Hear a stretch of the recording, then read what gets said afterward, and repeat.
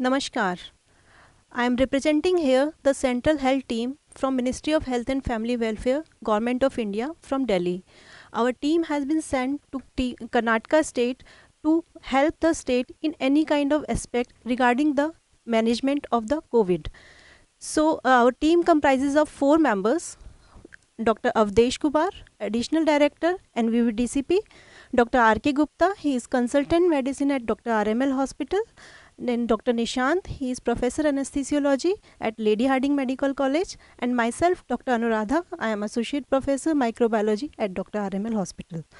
So, our team visited many districts of Karnataka, including the Bengaluru urban, Mysuru, Mandya, and Chikballapur. And during our visits, we observed that although the management by the state is up to the mark, but we found few lacunae in the lab part regarding the sample collection and packaging. So these were the two main issues which we observed, and we thought that a training session should be given to the state so that we can improve our practices. So I'll be talking from the microbiologist perspective. I'll be including the sample collection, packaging and transport guidelines, donning and doffing of PPE, and a little bit about the biomedical waste management.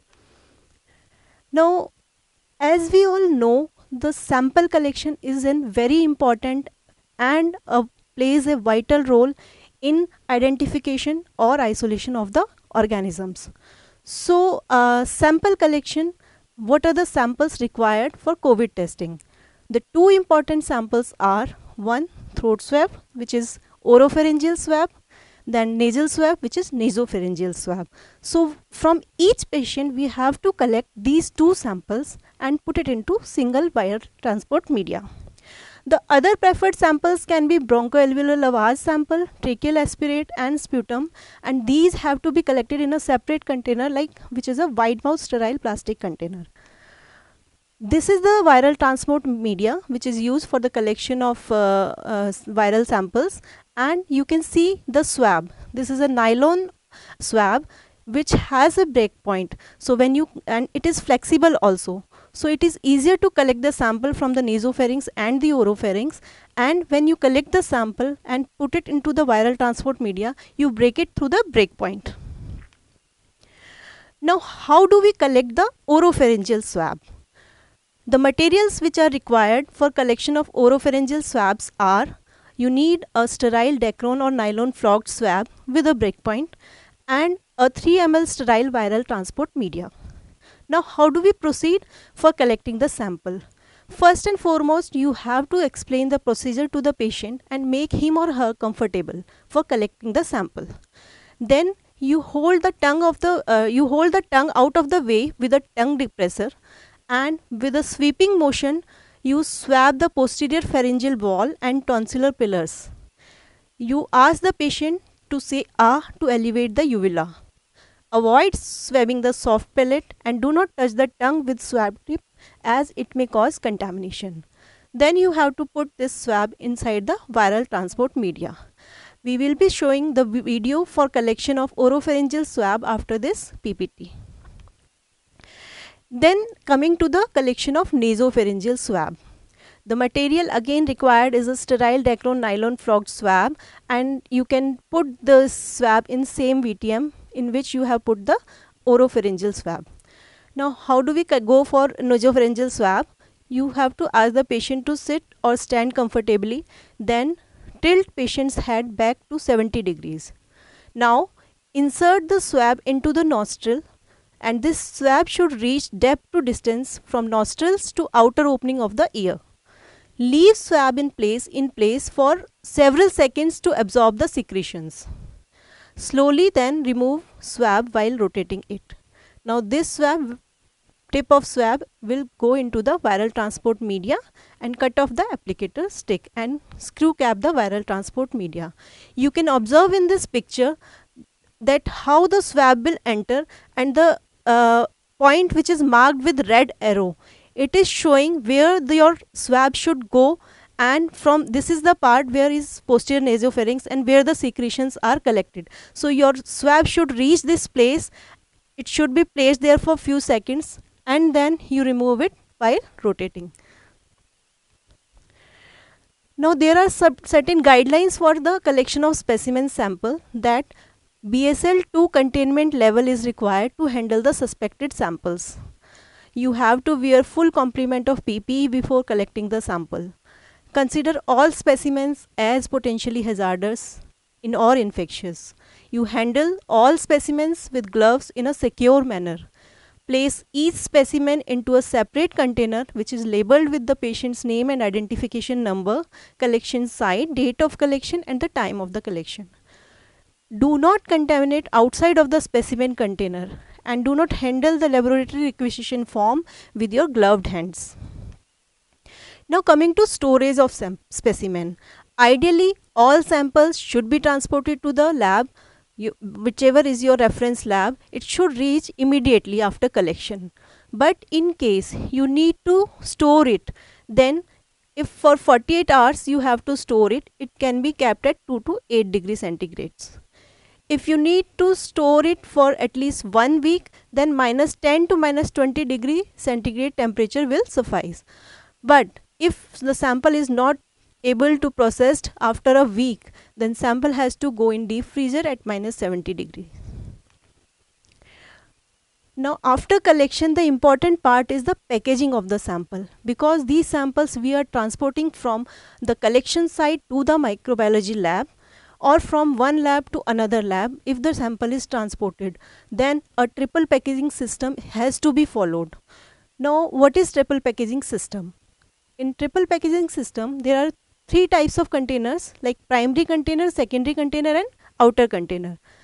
The primary container, it can be a watertight and leak proof container in which the sample is collected. Here it is viral transport media, and the cap should be correctly and securely closed, and always the collected VTM should be kept up in upright position during the transport of the samples. Now coming to secondary container. Now again the secondary container has to be watertight and single clinical specimen to be placed into one secondary container. Containers have to be cleansed and disinfected from outside. And what all things can be used as secondary container? You can use a disposable Ziploc plastic bag, a large centrifuge tube which has a capacity of 50 ml, or any plastic box which is larger in size than primary container. Coming to the tertiary container or the outermost container. It should be made up of strong material that can be cleansed and disinfected. It should have the biohazard warning label over it. It should have a content list in a sealed plastic bag inside the transport box, and an upside arrow should be pasted outside the tertiary container. Now in this picture you can see it is showing the 3 types of containers. The picture on the left hand side, there is a primary container in which the sample has been collected. So once you collect the sample, it will go into secondary container, then into tertiary container. Now how do we pack the samples? Now before coming to this flow chart, I will just want to show this picture to you. The above 5 pictures, 1, 2, 3, 4, 5. So these are showing the materials which are required for packaging of the samples. So all these things should be on the table before you start with packaging your samples. Now your first picture is sample vials and the viral transport media. You need to have these things for the collection of the samples. Then second picture is of absorbent material. Absorbent material is used after screw capping the viral transport media. You need some absorbent material with which you wrap the viral transport media. So that can be cotton or a tissue paper. So you have to wrap this VTM with these absorbent material. Also you need a sealing material. Sealing material can be paraffin or a sellotape. Sealing is done on the screw cap of the viral transport media. Then you need to have a leak proof secondary container, which can be your Ziploc pouch, cryo box or the larger centrifuge tubes. Then because you have to maintain the cold chain during the transport, you need the hard frozen gel packs. Then you need a tertiary container. The tertiary container can be thermocol box, ice box or hardboard box. Now coming back to the flowchart. This flowchart has been made for the collection and packaging of samples stepwise. Now, before starting the process of collecting the sample, the first and foremost important thing is you do perform hand hygiene, and I will be talking about this in my later slides.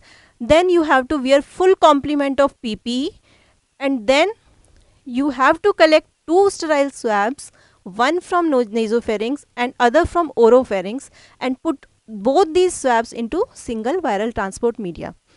Now tighten the VTM tube properly. After screw capping it properly, you have to seal it with a sellotape, and when you seal it with sellotape, the end of the sellotape should be double folded so that the person who is opening the VTM can easily open it. Then cover the VTM tube with the absorbent material like cotton or tissue paper, and you tie it with a rubber band. Now this packed material will go into secondary container, that is your Ziploc bag. So when you keep it in Ziploc bag, you release the air from the bag and lock the bag properly, and again wrap it and secure it with the rubber band. Now this secondary container has to be cleaned with a disinfectant like 70% alcohol. Now put all the samples in the vaccine carrier, thermocol or the thermocol box which contains the hard frozen gel. Then you remove the PPE and discard the PPE as per your biomedical waste guidelines. Again perform the hand hygiene, and then you pack your requisition forms. All the requisition forms can go into single Ziploc pouch and attach this pouch into the inner surface of the vaccine carrier or the thermocol box lid. Seal the vaccine carrier thermocol box with a sellotape. Again disinfect the outer surface with the 70% alcohol, and the details which has to be there, the sender's address with contact number, recipient address, and you have to label it that it is 2019 NCOV sample, and an upright arrow symbol should be there, and biohazard label should be there. And you have to inform telephonically to the concerned person before sending the sample. Now coming back to this slide, I have described what are the materials required for the collection and packaging. Now the lower slides, this is just the repetition of the flow chart. Then in the first step you use PP while handling the specimen, that is most important. Then after collection you seal the neck of the sample with sellotape. Then cover the samples with absorbent material.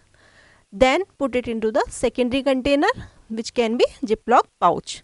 Then if you are using a Ziploc pouch, this has to go into a second Ziploc pouch also. Then after this it can go into the thermocol box which acts as a tertiary container, and it has to be transported. Now there are certain precautions during the transport which has to be taken care of. Like when you place the samples into one box, there should be adequate cushioning between the samples. Why?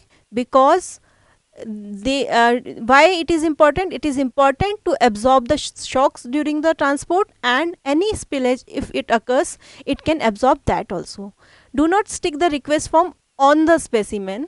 Specimen request form should be put into a separate plastic bag, and it is attached underside of the lid of the box. Outer container, secondary container and specimen racks which are used for transport, they should be thoroughly cleansed and disinfected periodically, at least once daily is must, and when contaminated it has to be disinfected. Now this is the labeling of package. Like as I told, sender's name, address and telephone number is important. Then whom to contact in case of emergency with telephone number. Then receiver's name, address and telephone number. Proper shipping name, that it is a biological substance, temperature storage requirement, quantity of dry ice inside the container, and a upside arrow mark.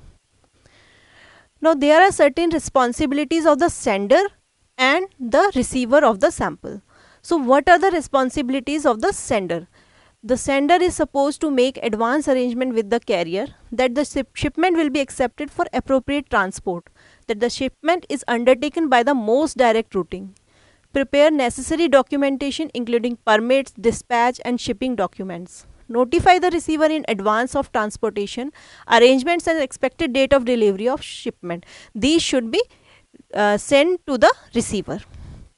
Now, what are the responsibilities of the receiver?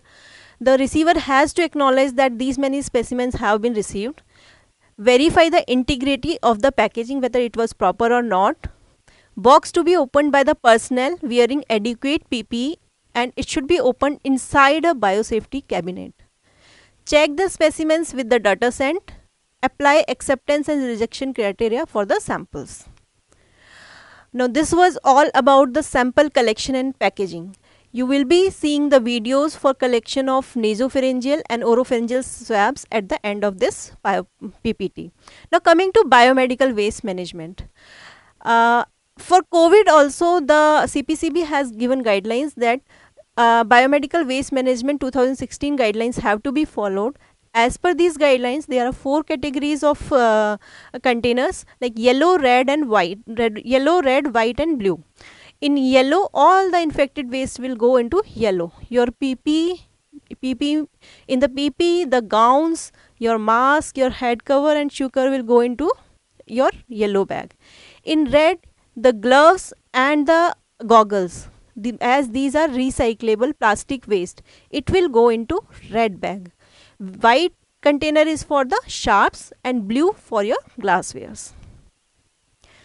Maintain proper segregation of waste as per these guidelines, and as precaution, double layered bags, like 2 bags can be used for collection of waste so as to ensure the adequate strength and no leaks for COVID. Use a dedicated collection bins labeled as COVID-19 to store COVID-19 waste. In addition to mandatory labeling, bags, containers which are used for collection of COVID waste from COVID-19 wards should be labeled as COVID-19 waste, and then it has to be handed over to your outsource agency. So, coming to now donning of PPE. See, PPE is a very important part which protects the healthcare workers from getting the infection. So, proper steps of donning and proper steps of doffing are very important to protect ourselves. So, what are the steps of donning? I have 2 videos, one for donning and one for doffing. So, that will be projected in the last of the PPE. So, I will just mention that PPE, there are 2 kinds of PPEs. In one PPE, you will find a dungaree style of gown, and in other PPE, you will find a gown which has to be worn from the front. So, steps of donning are same for both kind of PPE. That first you have to wear the shoe covers, then your gown, then the mask, then goggles, head cover, and then the gloves. Coming to doffing. Now, I told you the sequence of wearing the donning the PPE, that was shoe cover, gown, mask, goggles, head cover, gloves. Now, donning should be inverse. Doffing should be inverse. The last was gloves, that was donned. So, gloves have to be doffed off first. There is a method of how to don off the gloves which I will show in the video. Then the goggles, then the gown by rolling inside out, then your mask, and then you have to do hand hygiene, and this hand hygiene should be performed between steps if hands become contaminated and immediately after removing all PPE. Now, coming to hand hygiene. See, hand hygiene is very important for prevention or transmission of any kind of infection. WHO has given 5 moments of hand hygiene, which are before you touch a patient, before doing any aseptic procedure, after exposure to the body fluids, after touching a patient, and after touching patient's surroundings. So, these are the 5 moments, and in these 5 moments you have to perform hand hygiene, which is must. Now, for doing hand hygiene, you can do, if they are visibly soiled, your hands are visibly soiled, then you can do the hand hygiene with soap and water. Otherwise, you can use hand sanitizers. Now, this hand hygiene, it should be performed at least for 15 to 30 seconds. And there are 6 steps of hand hygiene. What are these 6 steps? In Hindi, we have a mnemonic Suman K, which is easier to remember the steps of hand hygiene. Now, Suman K, it is a name of a female, हाँ, तो सुमन starts with S. S is सीधा. सीधा, your straight. Front of your hand has to be cleaned. Then U, ulta. Ulta is back of your hand. Back of both hands has to be clean. Then M is your muthi. The knuckle part of your hands has to be cleaned. Then A is your angutha. Thumbs of both hand has to be clean. N is your nails. Nails have to be cleaned by rotating on the palm and vice versa. Then K is your kalai, that is your wrist area. After this, your hands have been sanitized. Now make sure that you take enough amount of sanitizer so that it doesn't dry off in between your steps. If you don't finish these 6 steps in 15 to 30 seconds with the amount of sanitizer and your hands get dried in between, you have to do all the steps again. So you have to take care that you start with a good amount, at least 2 to 3 ml of the sanitizer in your hands. Now coming to respiratory hygiene. Now this is important for us also and for the local public also, that surgical masks should be offered for suspected NCOV infection person, and you have to have some cough or etiquettes, like if you are coughing in public, then you cover your nose and mouth during coughing or sneezing with flexed elbow, not with your hands. If you have hanky, then you can use hanky. Otherwise, if you don't have hanky, you can use tissue paper. If you are using tissue paper, you can use it only once, then you have to throw it in the dustbin. And perform hand hygiene after contact with respiratory secretions. Now coming to mask management. You must have seen that there are 2 kinds of masks which are available in the market. This is triple layer surgical mask and this is N95 mask. Now how to wear this mask is very important. Now suppose you are using a triple layer mask. Now this triple layer mask has some plates and a nose band.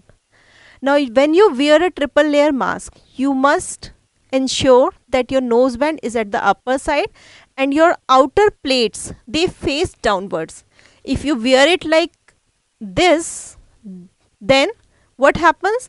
There are pockets made on the outer surface. So the organisms, they get deposited in the these pockets and it is more infected, contaminated from the outside. So your plates should be facing downwards.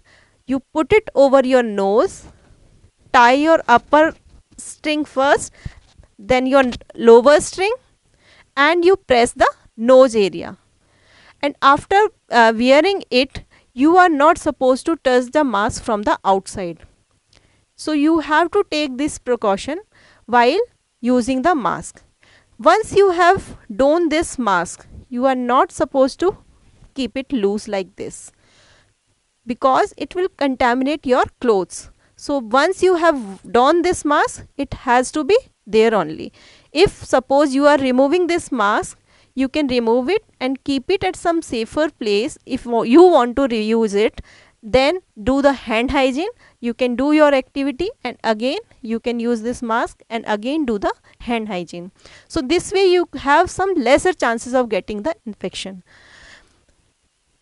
When you wear the N95 mask, this is the N95 mask.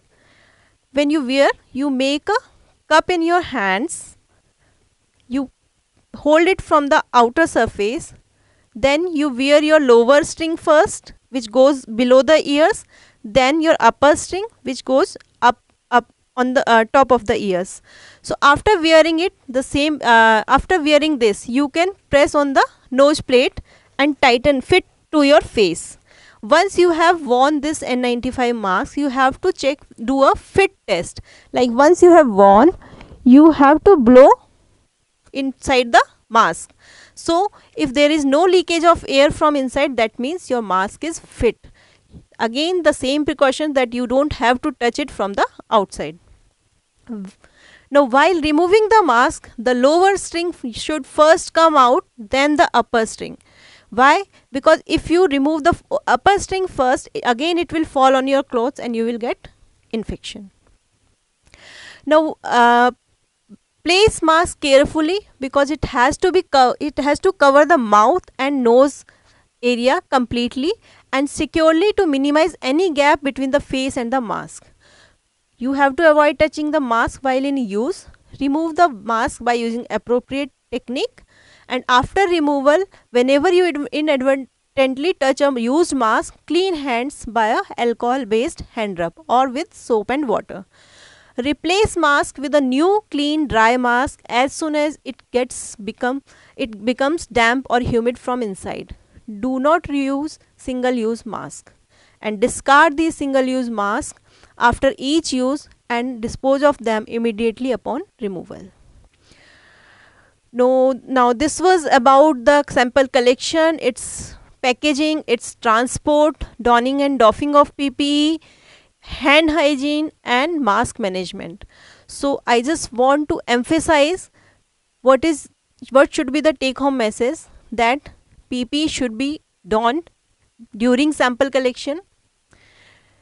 There should be separate donning and doffing areas for PPE. Take 2 swabs from single subject, one oropharyngeal and one nasopharyngeal. Put both swabs in single VTM. Package the sample as per triple packaging system. Biomedical waste management as per 2016 guidelines. Few more points which I want to add, that you should have a designated area for donning and designated area for doffing of PPE. Steps should be strictly followed for donning and doffing. Hand hygiene, it is an important practice and it has to be followed in our daily routine. You should remember the steps of hand hygiene, that is Suman K. Do not touch outer surface of mask or PPE after donning. If done by mistake, perform hand hygiene. So, prevention is always better than cure. I am sure if all of us take care of all these precautions, we can fight with corona. So, thank you. Namaste.